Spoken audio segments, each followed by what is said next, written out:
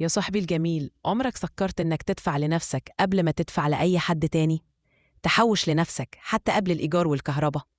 طب هقولك اللي حصل مع آدم وكريم لما جربوا يعملوا كده لأول مرة. ويلا بينا. تاني يوم الصبح، آدم وكريم قاعدين على قهوة صغيرة جنب ورشة آدم. كريم بصوت هادي: أنا من امبارح والكلمة مش سايباني. ادفع لنفسك أولاً. بس يا آدم، إحنا يا دوب عايشين بال90%. هنحوش منين؟ آدم وهو بيشرب الشاي: أنا كمان فضلت طول الليل بفكر. بصراحة عمري ما حسبتها كده. كنت دايما مستني لما يفضل. كريم: طب تعالى نعمل تجربة.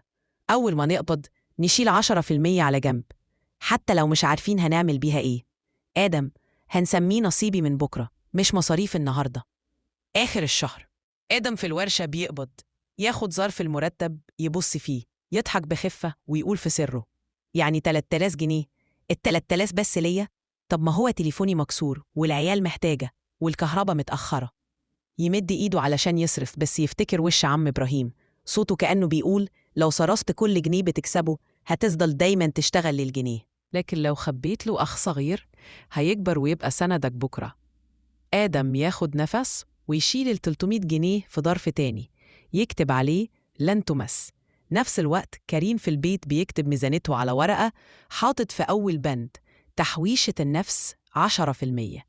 بعد أسبوع آدم وكريم قاعدين في جنينة عامة بيحكوا لبعض: آدم: أنا مش مصدق إني قدرت ما ألمسش ال300 جنيه. كنت كل يوم ببص عليهم كأنهم أول حجر في بيت أنا نفسي أعيش فيه. كريم: أنا أول مرة أحس إني بتحكم في الفلوس، مش هي اللي بتتحكم فيا. حسيت بكرامة غريبة وأنا بحط الجنيهات دي على جنب.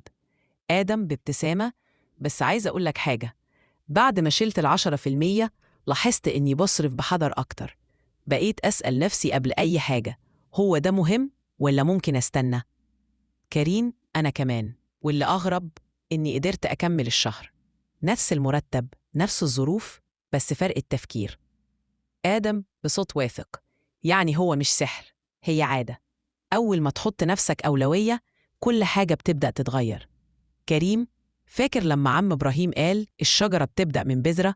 إحنا حطينا البذرة ولسه باقي الرحلة. يا صاحبي الجميل، مش شرط تبدأ بكتير، لكن لازم تبدأ بحاجة. لو كل شهر بتحط حتى 10 جنيه لنفسك، انت كده بدأت تربي عادة، والعادة دي هي اللي بتربي الثروة. وصاحبك الجميل بيحكي لك: عشان تبقى أول خطوة مش آخر أمل. قولي بصراحة، لو حوشت 10% من دخلك الشهر الجاي هتحوش كام؟ ولو حوشتهم كل شهر تخيل هيبقوا كام كمان سنة؟ احسبها في الكومنتات وابدأ معانا الرحلة.